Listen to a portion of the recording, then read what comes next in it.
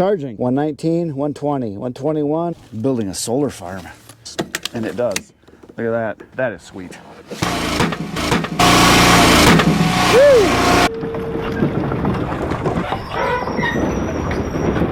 Today on In The Woodyard, I got a new battery pack and it's a big one. Here we go. So I have a bunch of battery packs now. The first one I got was an OPES, and no, it was the ELB. The ELB, and then I got the OPES, and I got two other ones. I've got a bunch of them. Because I made that first video, the companies that make these see that I'm getting a lot of views on the products that they're sending me, and the battery pack companies are all trying to get into the market, so they're all elbowing for the market. And I've turned down 3 or 4 of them already because they wanted to send me smaller units. Now I've got 2 1000s, 1800, and I've got one that's 2400 watts. And I've had 3 offers, I think, of companies that wanted to send me similar size units. I said, you know, thanks, but I really don't need them, and I don't want to be just a person that takes stuff if I'm not going to use it and have to make videos. But OPES reached out to me and they said, hey, we've got a big one we'd like you to try out. This is a 3600. And the reason I said yes to it, I think this is going to be able to run the elevator, which is right behind the camera, because it's big enough. And I wanted a bigger one so I can use it for other things. The small ones are nice. They're handy, they're portable and everything. The small ones that I have weigh maybe 15 pounds, 12 pounds, something like that. And then there's the ones that are like the 1800 watt or the 2400 watt. I think they're around 40 pounds. This one weighs 83 pounds. So it's a beast. It's a lot of battery. And I opened it up this morning and it was at 63%. I checked it just to see what it was because it came partially charged. So I slapped on the cord into it and plugged it into an outlet to see how fast it would charge.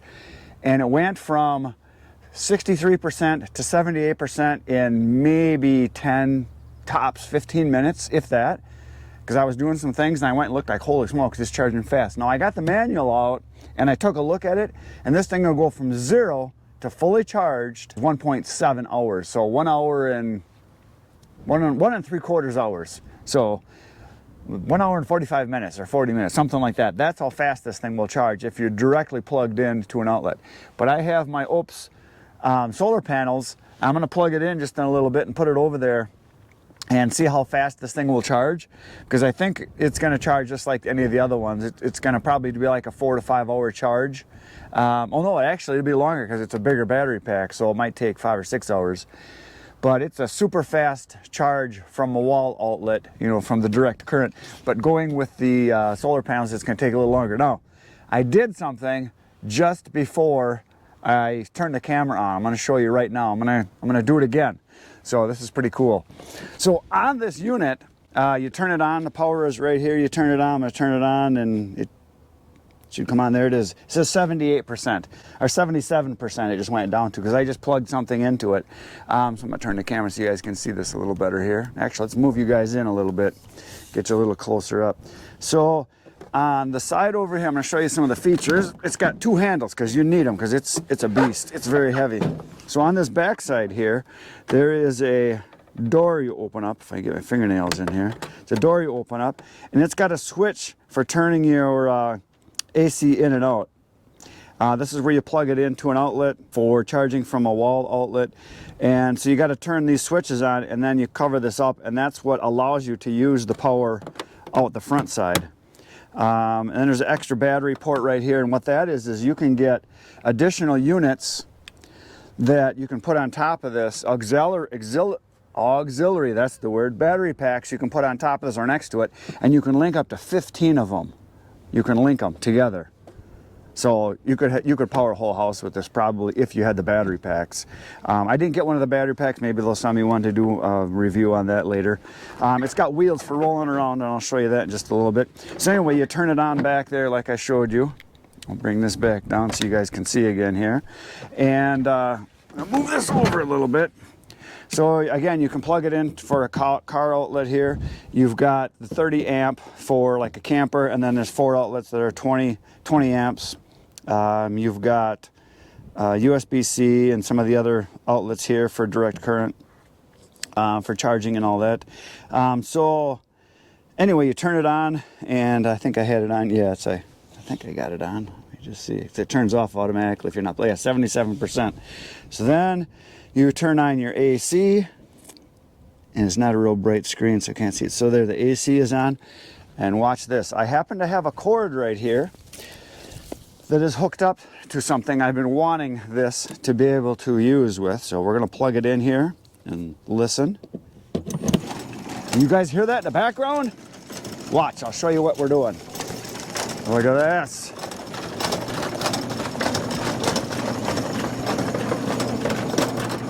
It runs the elevator. Sweet! So, that's pretty darn nice. And I think from what I can tell here, it looks like it's drawing 450 to 460.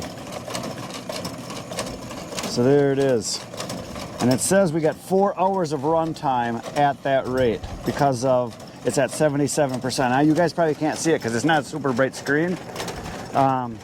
So we'll be able to do quite a bit. If I had it fully charged, I might get 5 hours out of it, which is with my splitter, if I fill it up with gas and run it, I get about 3 hours. So we could get almost, and if we have the battery, I mean, if we have the solar panels plugged into it, we probably could go for 2 full tanks, which is a lot, or maybe more, I don't know, I just keep it charging. So that's pretty neat. Now look at this, I'll show you something else. So here is a picture. If you look at this, you can see the unit right here, and then you can see the auxiliary battery pack up on top. So it comes with the cord, you can hook them directly, and like I said, you can hook up to 15 of these at a time here. I'm going to show you a few other things on this. First, I'm going to go through the manual here and just kind of cover some of the things that are on here. Okay, so on the manual it says here that its rated power is 3,600 watts, peak power of 7,000 watts. So that's pretty high. It's got a 10 amp for the car lighter for the output for the car charging. Let's see here, the Anderson output, which is your cords for charging, is 12 volts or 30 amps. 83 pounds it weighs, it says right here. It's 25 inches long, 11.5 inches high, no, 11.5 inches wide, and 17 inches high. So it's pretty good sized unit here. So that's what's in the manual here. And again, these are the solar panels I got from the other unit, which will work on this, which is nice. They're interchangeable, same company, same plugs and everything. But look at this, this is pretty cool. Besides having the wheels, so you can grab it by the handle on either end, look at this little handy thing. I kind of wondered if this was gonna have this, and it does. Look at that. You guys see that? So you can pull it around, and it's got feet on the bottom. So again, this is just kind of like a suitcase thing. Push it in and it closes right in there. So that is sweet. Okay, so what I'm going to do now is we're going to take it over here, and I'm going to set it up, and we're going to put the solar panels out. It's kind of somewhat sunny today. Looks like we're going to have sun supposedly for at least a few hours before we're getting some clouds later today. But I'm going to plug it in for a while and let it charge, because while it's charging, I've got a delivery to do, and I'm going to load up the trailer with 2-phase cords, 2/3 of a cord of mixed hardwood, go deliver that, and then I come back, we'll check it out, and then we'll plug it in and do some splitting today using this, having it run the elevator. So all kinds of power sources. More power is good. So okay, gonna get to work. So it is heavy. We're gonna stand it up, put the handle on it. Look at that. And even on a rough surface, yeah, you can roll it around pretty dang nice. So we're gonna bring it over here, and then we're going to set the solar panels up. Get in there. There we go. So we'll put this right here, and the sun is right over there. So we're going to put the panels right over here and plug this thing in. So the solar panels we've just been keeping in the barn, so they do have some dirt and dust on them because they've been sitting in the barn now for, I don't know, a month since I used them last. And we'll get everything hooked up here. And this does need to be opened all the way so we can get the foot out, or the leg. Open this up. Make sure I get the bottom here. Yeah, the bottom is this way.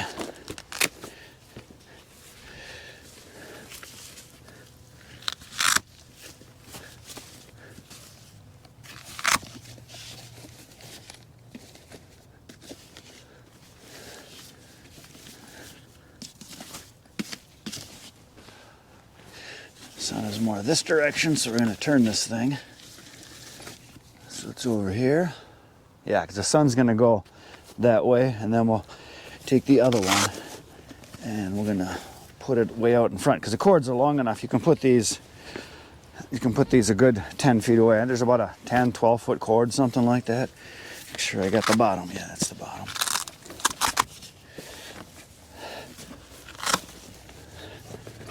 Building a solar farm, and we'll see what happens here. We'll get these set up. Let's turn this one just a little bit more like that. And I find that you got to get it as flat as possible to the sun. You don't want it to be at an angle. You want it to be pretty much straight on if you can. Okay, so then we just take the two cords. Okay, I figured it out. I'm a little slow, and because I don't like to read instructions, I like to figure it out because that way I seem to learn more because I'm like that. I know some of you are like that too. Some of you will read the instructions and memorize it before you do anything. Yeah, I'm not that guy. So I figured it out. It's this end. I'll bring you over this way. Okay, so I figured it out. So what you got to do is you have to be plugged in to the input, not the output. The output is in the front. This is the input for charging. This one right here is where you plug in your auxiliary battery packs that you can put in, but I don't have one of those, so we'll cover that up. And then right here you got an on-off switch, one for going in, one for going out, so you can actually flip it off so you're not accidentally plugging in when you shouldn't be.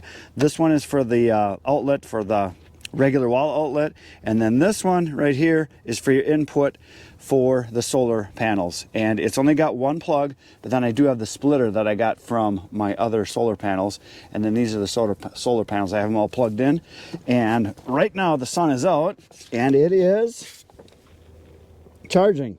We are at 120, 119, 120, 121, 120, 120 watts charging, and it shows that it's got the circle going around and around. I'll take you over there and I'll show you so you can see. So there it is. That's plugged in there, and over here you can see that it is charging. I think you guys can see that. I don't know if I can get this so you can see. You know, block the sun.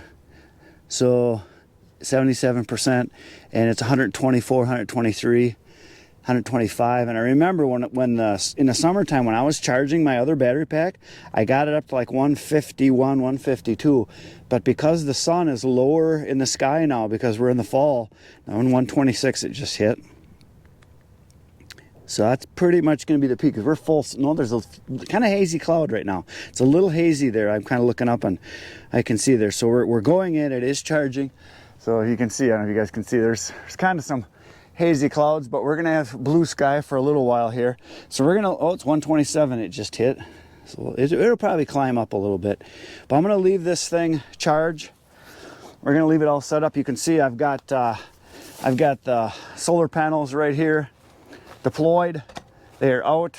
They're facing the sun, as you can see my shadow, and it is charging. So we're going to leave this charge, and I'm going to go now and we're going to hook up the trailer, put in wood, and go do a delivery, and we'll come back and check it out, and then we're going to do some splitting later today. So here we go. Look at that beautiful pile of wood. I just backed up the truck and trailer up along this mixed hardwood row. Now that the beans are off the field, we're able to drive around the back side, and I thought I'd talk about this one more time because it keeps coming up. People are asking me, does the wood really dry out here in these big bins? And the answer is absolutely yes.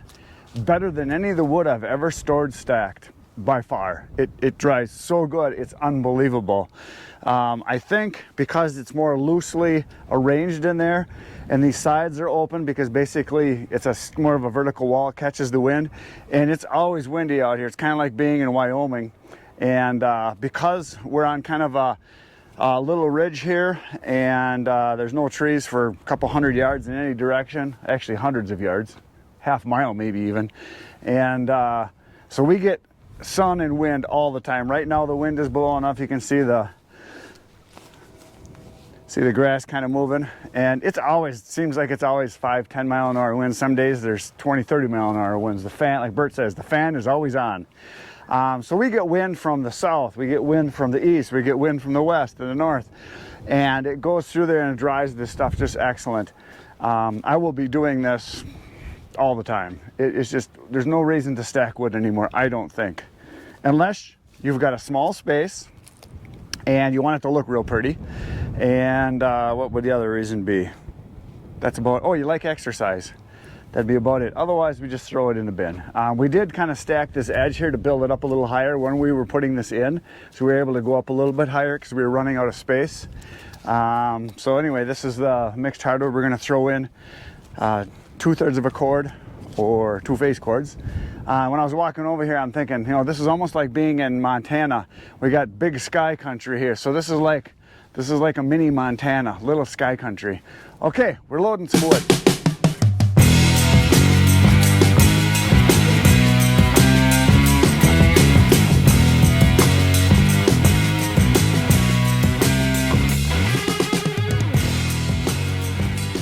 Look at that load of wood in the tray. That took maybe 10 minutes because I can stand right on the edge and just chuck it over. Didn't even have to bend over really. That's nice about having the stuff here is I can just grab it and chuck it, so it worked really good.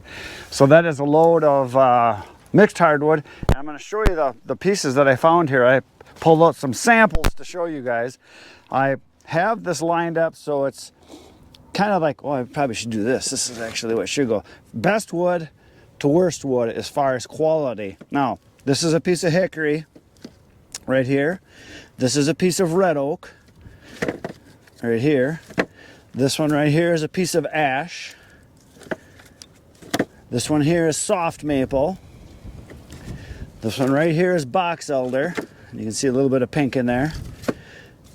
This one right here is basswood, which I don't know, these two are kind of a tie, but basswood doesn't smell as bad as this one. And this is cottonwood. So those are the kind of the things that you'll find in there. Now, I didn't have any ironwood in here, and I didn't have any applewood, and I didn't have any elm in here in this batch. That was what was in that big pile back there once we were taking that. And so when we get the tree service wood, we kind of we try to spread it out so it kind of mixes up. Now, in here, there's not a lot of oak, and there's not a lot of hickory because I try to keep that separate because people that want oak, people that want hickory want just that. So I try not to have much of that in here, but there was a fair amount of red oak in here, just a couple pieces of hickory. What's in here mainly in this load is there was a lot of ash, probably more than half, and then a lot of maple was in this batch, and then just a little bit of box elder, just a couple pieces of basswood, and just a couple pieces of cottonwood. And some of you are going to say, well, cottonwood and basswood, that's a softwood. Well, no, it's not. It's hardwood. And so is aspen. They are deciduous trees. Trees that lose their leaves are hardwood trees. The only softwood there is are evergreens, trees that are pines, spruce, things like that. They are cedar. The evergreen trees are softwoods. That's the classification, that's how it works. And I know they're soft, and I know they're light, and I know they're not great firewood, but for mixed firewood for people that are just burning for enjoyment, it all burns, and there's not a lot of it in there. We try not to have a lot of cottonwood in there. Generally, the cottonwood we try to give away to people that have boilers. We've got a couple guys that like it, and so they don't like it, they'll just take it. So we only have a little bit of that in here. So when we get a tree service job, you know, we might get 3 or 4 loads dumped here, and you might have 80% of it's ash, and then you might get 1 or 2 chunks of maple, and then you might get, you know, a piece of cottonwood or 2. You might get a piece of box elder occasionally, and the basswood, I think that came from tree service work too that we got from someone. So it's just a mix of stuff that we throw in there, and that's what the people get. So down the road we go to do a dump.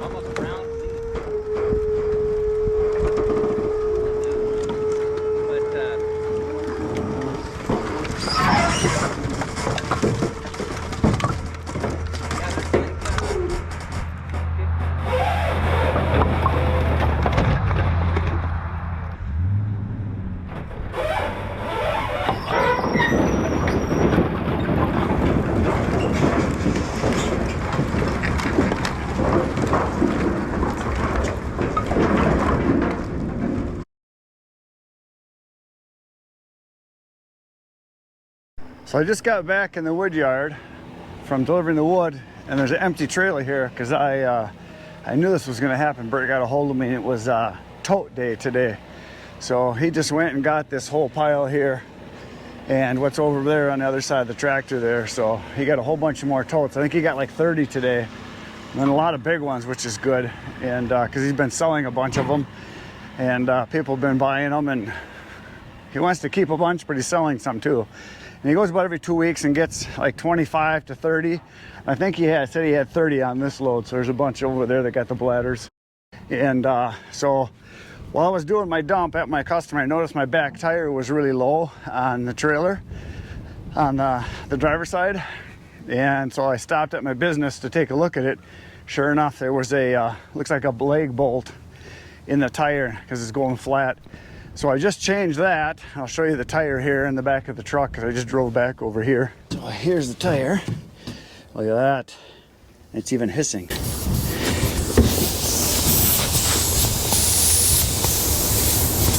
So yeah, there's a good one. So I'm gonna take that in, and I'll probably have them I'll take it to my tire place that I go to. It's Matthews.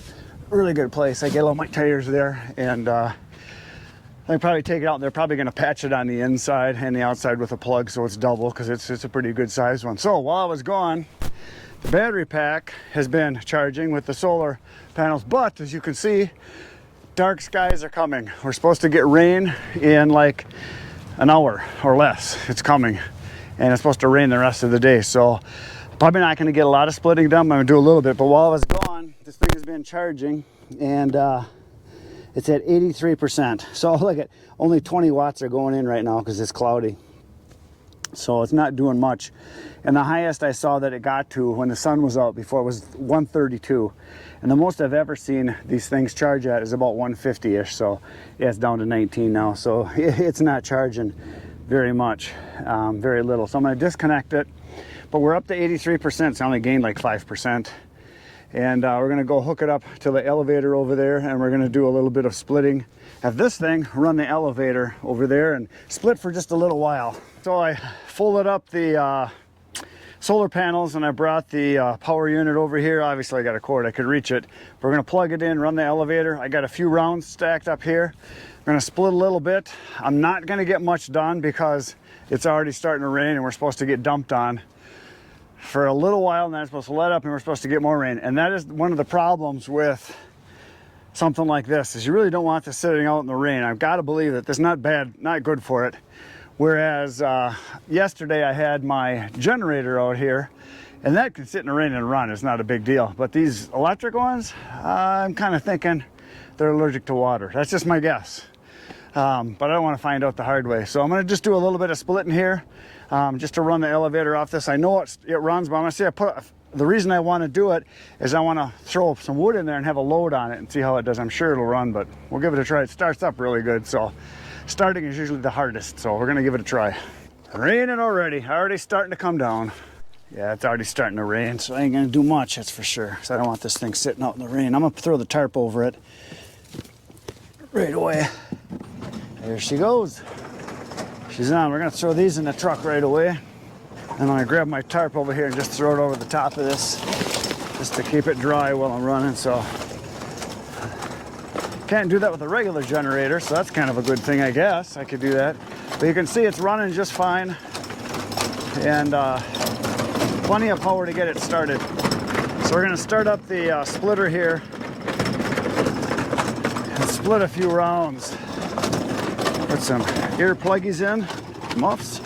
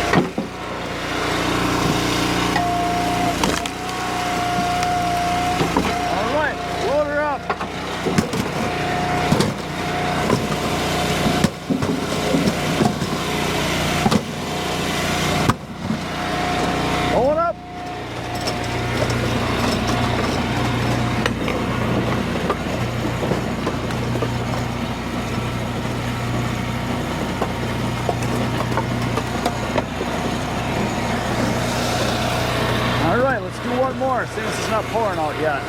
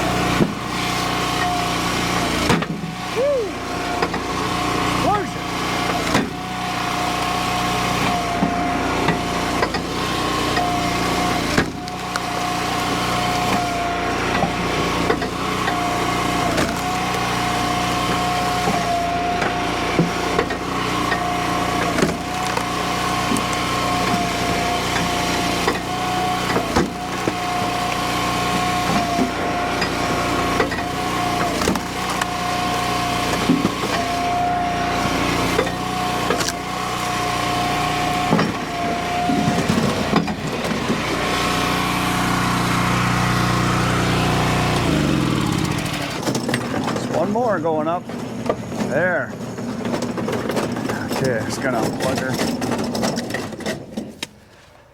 All right, it's not raining much right now, but there's a lot more coming. I looked at the radar and we're supposed to get dumped on within the next 15-20 minutes, so I'm gonna put this baby away before there's an electrical fire or something. Just gonna unplug her, turn it off. Here we go. Yeah. You wondering why I didn't roll it over there? Because the ground is getting wet and I didn't want the wheels full of mud.